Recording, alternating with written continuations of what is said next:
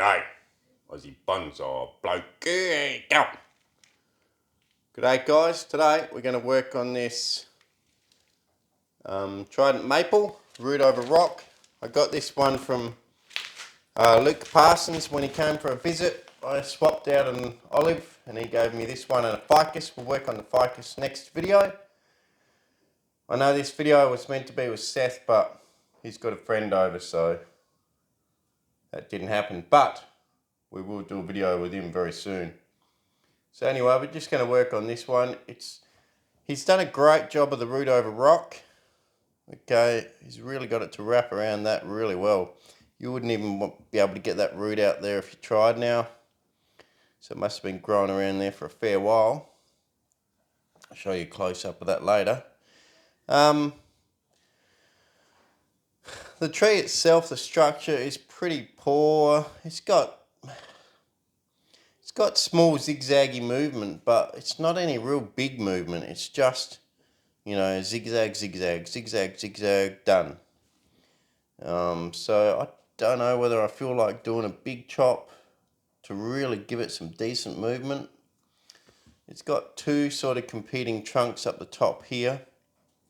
Pretty much I potted it up in here and I just let it grow for the whole summer. And that was it. So yeah, so let's make some decisions. Probably, well, I'll probably, anywhere like this, okay, where you got two, I'll probably opt for upward growth. Being a deciduous, I'd rather have upward growth. And then where you got this ugly little thing here, this stick in the middle, I'll get rid of that. Chop that back short and let it shoot out. But I guess front is a decision that I rushly made when I repotted it, which I always do. I don't think I've hardly ever had it repotted at the exact angle I should have. I sort of just chuck them in and later I think, well, that's not the best. Here you can sort of see this root here coming around the side with the rock there. And then it hugging here with the rock coming out there. But ideally it would have been better off a bit more angle where you can see more of this interesting part of the trunk. And then you can still see the rock going off there. But I missed out, I planted it wrong, you know. So it's going to be another couple of years now before I get a chance to plant it right. Just got to keep that in mind next time I replant it. So as per normal, I stuffed that up. So, I guess with that in mind, we'll have to try and develop the trunk to sort of suit that with a little bit more movement than it has now. I'll bring you guys in close and then we'll do some big chops. So this is going to get some good big chops, this tree.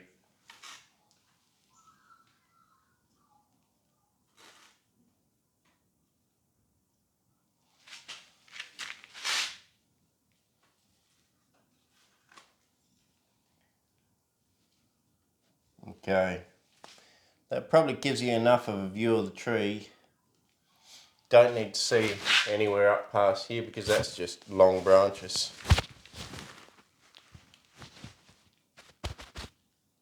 So, now we got that sorted out, let's do some big chops. I'll get a saw. Okay guys, well I couldn't find my saw, so I've got the Recipro. It's got a metal bit in there. I'm hoping that'll give it a smoother cut without shaking the tree around as much. Otherwise I'll have to get the pruning blade out, which will be a bit more aggressive, but will definitely do the job. So that's definitely more aggressive pruning blade, but we'll see. Right. So let's make some big decisions here. Alright, we've got to choose exactly the front. I reckon... Okay, so there at the moment, I reckon somewhere there. Then you can see this here, the rock.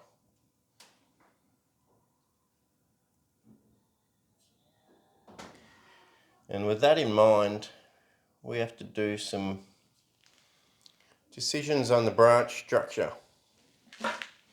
So we want to keep this upward one here.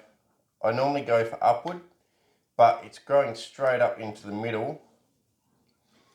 In this case, I'm actually going to keep the one going out to the side so it can bring a main branch out to the side eventually. I'll probably let that one grow as a sacrifice for a long time and fatten up. So I'm going to leave this little one intact. Okay. Don't like this little guy here. Or that guy, or this one. Also this one growing up here. Maybe not in the best position. Get rid of that one. Quite knobby, coarse growth on this thing. Never had really Trident maples before, and it's just, you know, just a different type of growth that I'm not used to. Really coarse, knobby growth. Okay. Probably shorten these up, let them divide for next year when it shoots again. Now, what are we going to do for a main trunk?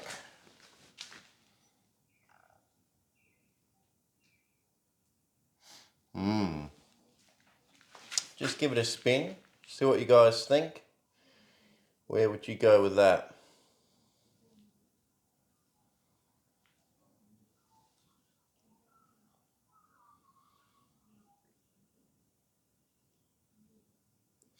Well, already I've decided I don't like this back section at all. It doesn't have a lot of movement. Yes, it does have a lot of branches and a lot of divisions, but not a lot of movement. If you have a look from the front, it just is a straight line up through the hole from the base, straight line up, with just some subtle changes. But as this tree gets fatter and fatter, those subtle changes would disappear into just a straight trunk. And I think maybe for the size of the base of this tree, you probably don't want the whole tree much more than out here anyway, and you want it quite wide and less tall maybe. And really I just don't like that branch. So let's get rid of that one. I'm gonna try the Recipro with this metal bit on it and see what happens. Okay, ready? Ready, set, let's go!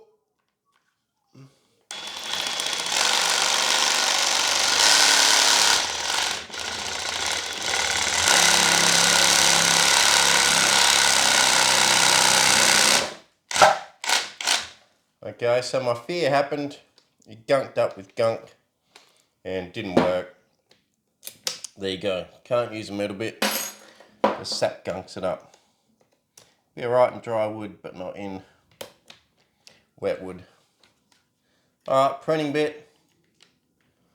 It's really hard. You nearly need another person to hold the tree, but there you go.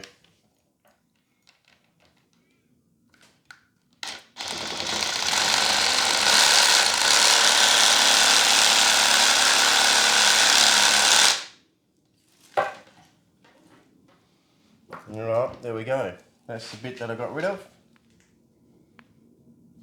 You can see the coarse, knobby, weird growth that it gets. Alright, so let's see what we got now. Certainly from there, it looks like it's growing more forward now. And we do have, I think, a little bit more movement in it. Next question, is this branch here gonna just become a nuisance with that as a front? I think so. Let's get rid of it. We may as well go hard on it now, clean up the structure, and then let it regrow. You can see the pruning saw definitely clears it a lot better. I'll put that in my notebook for next time. There you go. So this one here is going to be, well, I've cut it off now. I probably shouldn't have. So dumbass me, should have left it grow. Got carried away and just cut it off. So what we got to do with that one there now, let it grow out, become a sacrifice sort of branch, get it fat, and then cut it back in short later. I still like this branch. When it gets fat, we will opt to start going up somewhere here. Probably won't want any branches under there. Shorten that one. I'm not afraid to shorten all the top ones because the top will grow and fatten fast naturally. The bottom ones are the ones that we want to encourage to get fat. So now for a back branch, well, these are too close and competing. I want to get rid of this back one. I could potentially leave this one here, this little guy, and I'm going to leave this one here definitely. That one's in a really good spot, and I'll just let them fight it out, and whichever one wants to be a nice, you know, depth branch, we'll let it. Okay, so that's that. I don't like this branch here. If you have a look at this branch here, it takes away from the main trunk and takes a nice movement out of it, and over time that'll fatten up and it probably won't look good. So let's get rid of that one. We don't want a branch there, I don't think. So let's chop. So yeah, we're cutting this thing back hard today. Hard cut back for better future development. And, you know, is it the best time of year to do this? I don't know. Generally, I like to do big cutbacks when they're actively growing. This one here is shutting down for winter. But we'll see what happens. So be it. If I get dieback, I'll let you know. And then we'll all know not to do it then. But I feel like a Trident maple should be fine. They probably have sap flow even at this time of year. So it should be able to at least heal up a little bit, because it is still trying to put resources back into the roots from the old leaves. So it probably still will heal up. Okay, so there's the front branch at the back. I'm going to shorten this guy. I don't like this section here. Leave these two little ones on. I really don't like this part of this branch here. Okay, it needs to grow up that way. I'm going to cut it now. When the new growth comes from where my finger is here, then I'll let that grow out and get fat. And we might be able to then sort of sidestep another year or two of growing that, because if we grow this one straight out here fat, that will get fat, yes. But then when we chop it, we got to wait another 2 years for one to get fat out this way. This way, hopefully one will come from there, and within 2 years it'll be fat out this way, and we've sidestepped a couple of years of development on the tree for that one branch pad anyway. So we'll see what happens with that.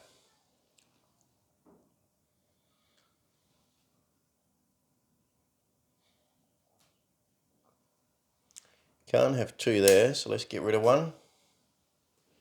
And let's decide, top of the tree is going to be there somewhere.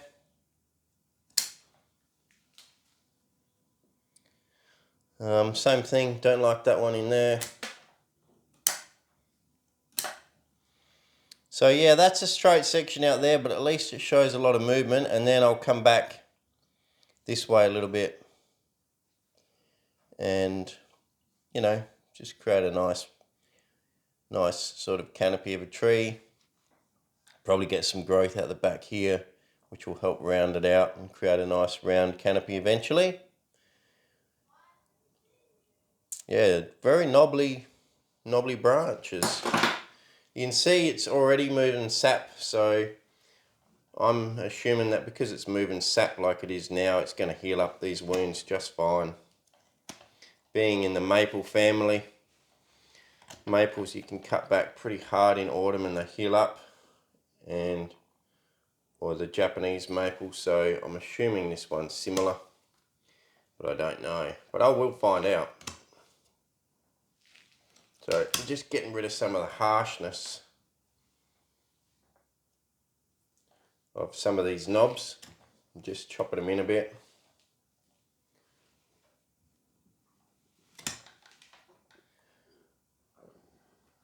Am I going to put cut paste on them? Nah, don't own any. You can put wood glue on there if you're really keen. I suppose we could put a bit of wood glue on. I've got to find some, but might be a good idea. So there you go. We've chopped it back pretty hard, remembering that when we repot it, it's going to be repotted there somewhere, and that'll be our new little tree. So now let's spin around. A good thing to do is to sit back on the camera, look at the actual camera. If you're not videoing yourself, fine, but at least do a video of you spinning the tree and look at the video. Because quite often, what you think looks good in real life, when you look on a video, looks like absolute shit. So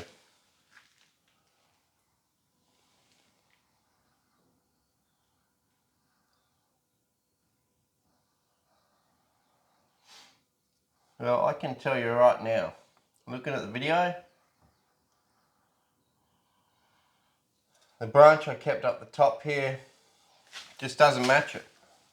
I'm just going to have to cut that back too, and then let it all just fill out and create a really nice branch structure over here, which will join up in the apex to this branch structure over here. So let's get rid of it.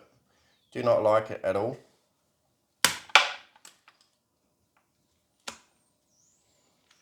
Okay.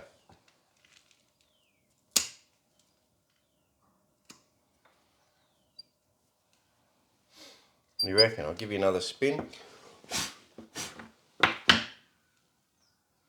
So that's the front there somewhere.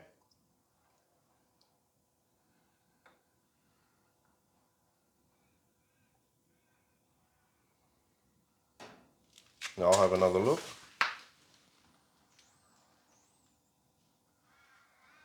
Only problem is when I lean down and look, I put a shadow over it, but there you go. Need a person to help me spin it. Okay. Well, I'm pretty happy with that structure. We've brought it back to the bare bones of structure, but like I say, for future development of the tree, and I think we've made some good decisions to cut it back now and hard, so that in the future it'll be a better tree. I'll go and get some wood glue and let's put it on. Okay, guys, well, there we go. Got it trimmed back for structure. Now let's get some PVA wood glue. I couldn't remember whether it was PVA or PVC, so I had to quickly read it so I didn't look like a clown not knowing the name of it. So yes, PVA wood glue. What does it stand for? Who knows? Kid friendly.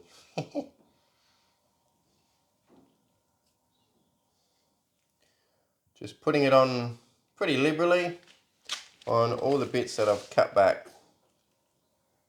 And hopefully that'll seal it up, help seal it up. I'm sure with the sap flow that it still seems to have, it would have healed itself up, but this will just help it. And hopefully this tree will have a bright future in my care. And well, if it decides it doesn't like my climate at all, I might have to sell it on to someone that does. But because I got it from Luke Parsons, I want to try to do it justice Luke Parsons and his bonsai pots. Had him on an interview before, and yeah, he'd come over for a visit. Right, he's also got some awesome bonsai as well. I think he's even got one in the National Bonsai Arboretum at the moment.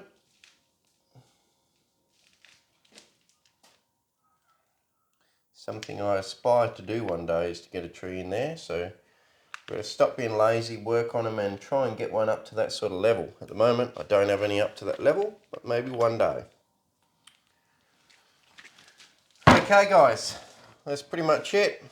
Give you a last final spin. We've put our PVA glue on and we're done.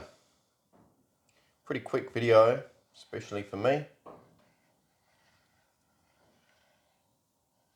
And I hope you agree that front's better. If you don't, let me know something else. I feel like that is quite flat and boring at the back, what I'm calling the back. But if you think it looks good, let me know. That's probably the nicest bit of the rock there, but unfortunately that's not what matches up with the nicest bit of the tree. I'll just show you a close-up actually of how well the thing has fused to the rock. Look at this. There is no gap there at all. In actual fact, it's bulged and calloused to it as if it's part of the tree. I imagine another 20 years this tree might even swallow this rock up. So you can see it's really stuck to it. Even around the top, stuck. And the other side, it's that one with the rock. No worries guys, cheers for watching. Aussie Bonsai Bloke. Please like, share, subscribe, tell your mates about the channel. Most of all, enjoy your bonsai. Cheers.